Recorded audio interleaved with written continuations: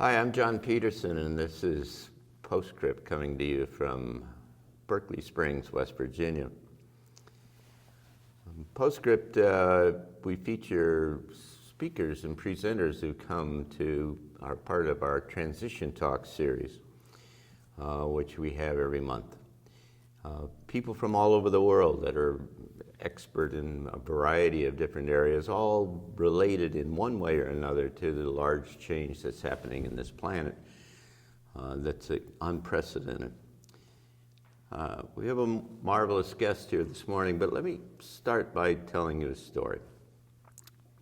A number of years ago on our farm here in West Virginia, I needed to drill a well. And we didn't know where and the number of acres of land that we had there that we ought to drill a well. And so somebody had suggested to me that there was a dowser that I should contact who should come out and help us tell us where to drill this well. So this nice elderly man came out from the suburbs of Washington, D.C. And in a matter of an hour, after having looked across a number of acres of land, he said, drill right here. And he said, at 50 feet, there's a stream that goes this way, and at 120 feet, there's a stream that goes this way, and if you drill right there, you'll hit them both, and it'll get about 120 gallons per minute. Well, we brought the well drilling guys out, and they drilled a well there, and it was 150 gallons a minute, and it was a gusher, which is a huge, pretty big well for our part of the world. And it impressed me again with the extraordinary kind of things that were going on here related to this ancient kind of craft of dowsing. And our guest here today, Joey Korn, is one of the world's best dowsers, and we're just really pleased to have him, and nice to have you with us, Joey. Glad to be here, John. Yeah. First of all, I mean, this dowsing business is really weird. I brought some gear here. You can dowse with all kinds of things. You can dowse with pendulums, and you've got these kind of rods that go like this, and well, that's a modern day version of the forked stick from a tree. A forked stick from a tree, and then you can have plastic ones. It really doesn't make any difference what kind of stuff you do. And then you have L rods, and then you have this kind of almost medieval looking kind of thing that people do all kinds of stuff. And kind of the question in my mind is what's going on here, first of all? I mean, can you give me a little bit of a background about what you think you're tuning into and how it works with dowsers? Sure, John. To me, nobody really knows what's going on, but all of us dowsers know something is going on. In my opinion, the dowsing response is within us. It's not in the tools at all. Each tool has its own unique qualities and its own unique advantages and disadvantages for what you want to douse for. And you can douse for many things besides water. I've dowsed a few wells, and that was real early in my work. I learned to douse in 86, and I started doing this professionally in about 97. And I've dowsed a few wells, but out of 5 wells, I got 2 dry holes. Wow. And I said, this is not for me. It doesn't feel good when somebody digs several thousand feet, pays spends several $1,000s, and they hit dry. No, don't get water. Yeah. I haven't had the luck that you described of 100-something gallons yet. Don't want to try it anymore. Anyway, to me, the response is really within us. And so the dowsing rod, like here's a pair of L rods because they're shaped like L's, and the rods will either open or cross. And to me, that response is going on within us. So we are moving the rods. People say, oh, you're just moving the rods. Well, we really are. But we are not consciously moving the rods. So what's the underlying theory? What's going on here? I mean, I think our body responds to energy. It's all about energy. Even when you're dowsing for a physical stream that's deep below the surface of the earth, sometimes hundreds of feet, sometimes over 1,000, even then, you're getting a reaction to the energy field, and our body responds to the energy field. So these minute little movements are going on within our body, within our muscles and our consciousness, and that's what moves the rods. The rods simply accentuate what's going on within us. It makes it something that we can see. Yeah, but build it up from the basis. I mean, I know you're a fan of Walter Russell, who was this extraordinary polymath from early in the 19th century, from the 1900s. I mean, what is the theory of how the world works and how reality works that gives you some reason to believe that you're tapping into this and that? Well, there's energies, and again, my theory. Yeah. There's energies behind everything in life. What's called subtle energies. These are energies that affect us pretty significantly. Some more than others. Depends on how sensitive we are. And not just with dowsing. If these energies affect us in many ways, but more importantly, we affect the energies. So there's this whole system of energies, you might call the energies behind the energies of creation, that's everywhere around us and within us, connecting us with everything and everyone in the universe, and everyone on the earth and everything in the universe. And you can learn, it's in the next dimension. These energies are in the next dimension, which you might call the astral plane, but it's just behind this dimension. And we, with these rods and other dowsing tools, we can actually, in my opinion, tune into these energies and explore them. It's like exploring a world that you can't really see, you can only feel. And with the rods, some people feel these energies without rods, but just about anybody can learn to dowse with rods or other dowsing tools and experience these energies. Yeah, but how do the rods know the difference between a water line underground or an electrical cable underground or something else? Oh, that's a good point, because you can dowse for water, you can dowse for electrical fields, you can dowse for buried treasure, lost objects. Some people dowse for lost people, lost pets. It's unlimited what you can do with dowsing. But with our intent, that's what makes the difference. Everything in the physical world has a subtle energy counterpart that vibrates at a certain frequency.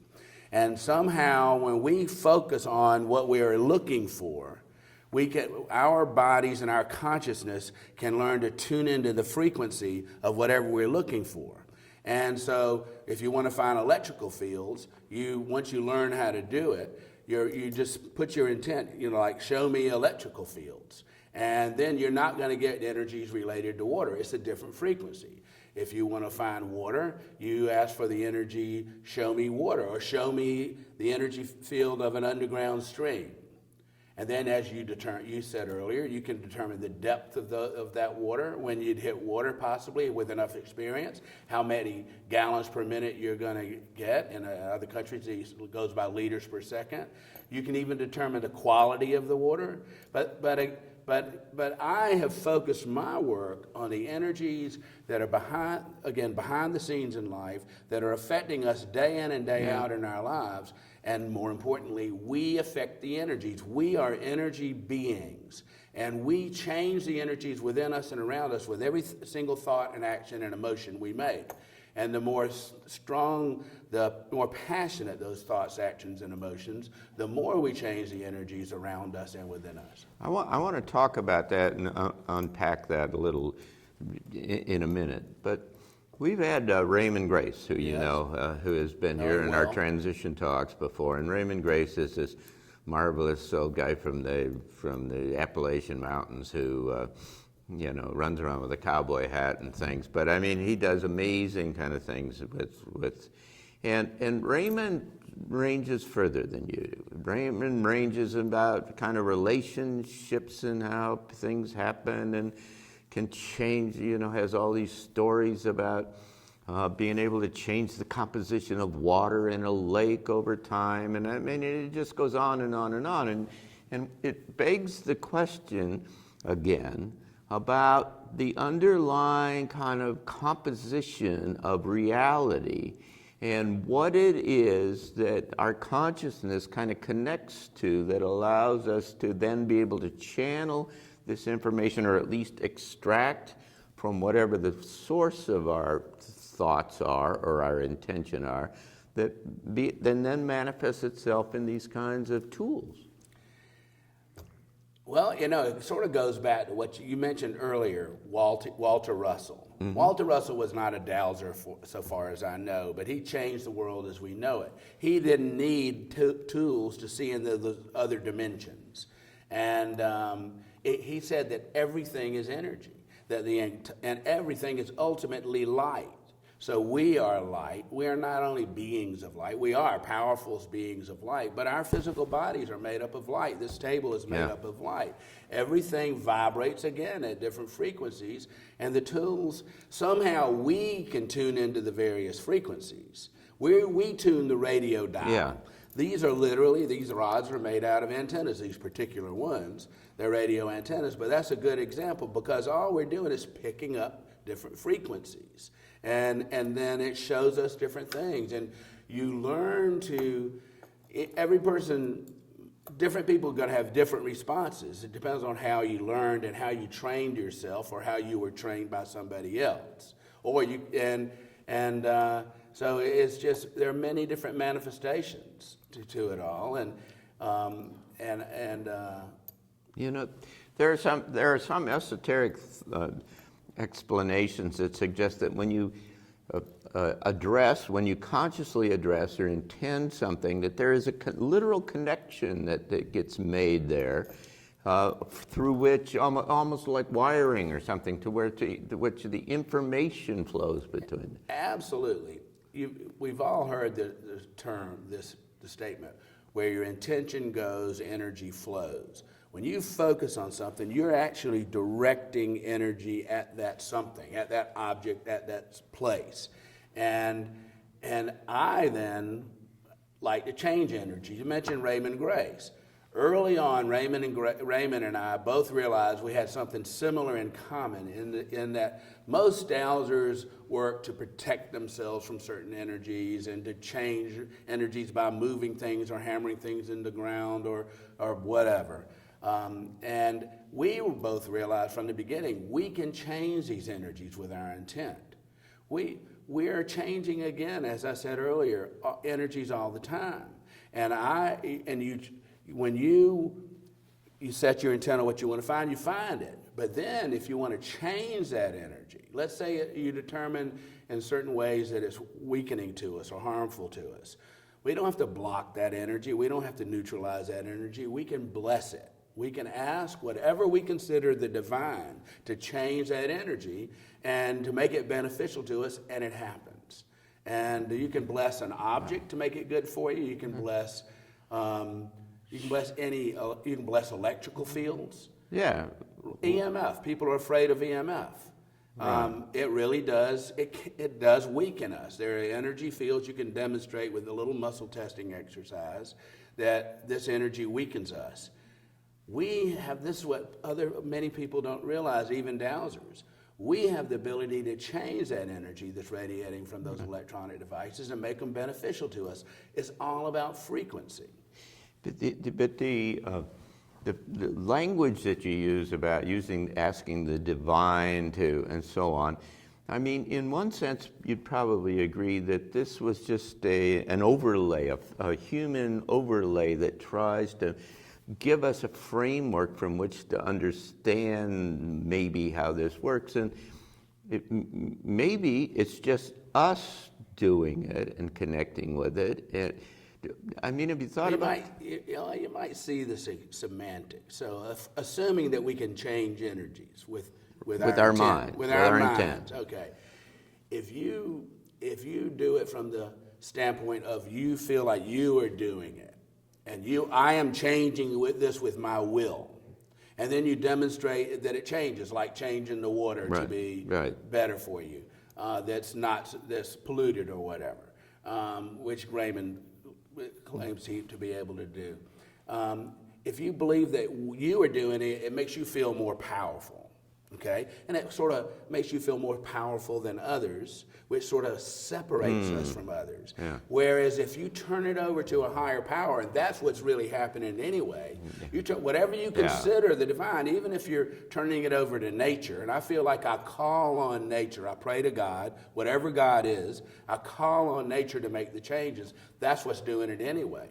And the more powerful you get in the work of using the blessing process, rather than using your intent to change things in your life, and I don't mean just changing energy here and there, I'm talking about improving your life. Right. And the more powerful you get when you call on something that's beyond you, and you know that you're a part of it, but it's beyond you, the more humble you get, and the more it unifies you with other people and life. This sounds a lot almost like prayer, and the notion that you can change things at a distance, whether it's a relatively short distance or a longer distance, and you can do that through intention, through your mind, through concentrating on a particular thing.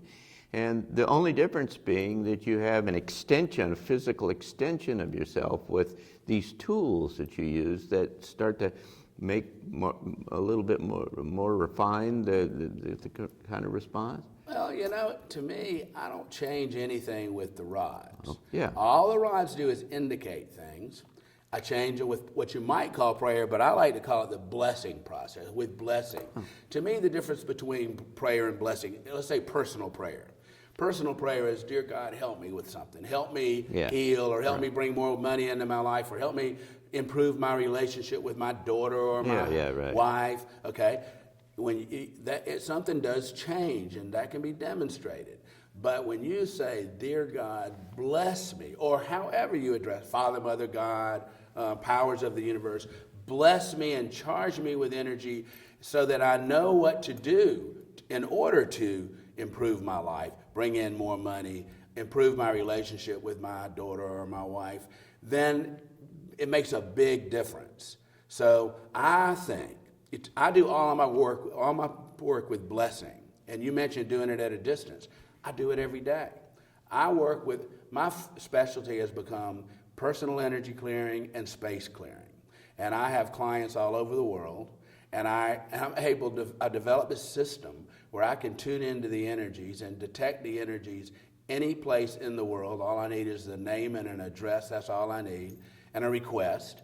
And not only then, I work with people remotely. I can douse the energies of their home and their own energies from my home, and I can change the energies for them and with them. I can guide them through changes, and it makes changes. It's amazing. How many times have you done this? Thousands. I do it every day with several clients. I got a couple to work with today. And they keep coming back. Oh, yeah. I mean, it works. Yeah, it works. It works amazingly. But everybody can do it. The main thing I'm doing with rods is demonstrating that, for my work, that I demonstrate that the blessing process really works, that there really are energies around there, out here affecting us, and in here affecting us, within us and around us. And it also demonstrates, after we make the changes, that the changes have been made. So, for example, if there's an energy that's harmful to us, like an electrical field, as I mentioned earlier, you can ask for detrimental energies radiating from that device. And then you bless the device and ask that all the energies from it become beneficial. Immediately, the rods will demonstrate that it's no longer detrimental, that it's beneficial, and you can also demonstrate it with muscle testing.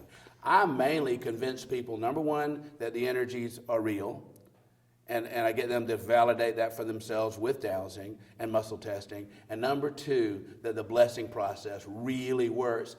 Most of my work is about teaching people to use the blessing process through it many, many times a day in every aspect of their life.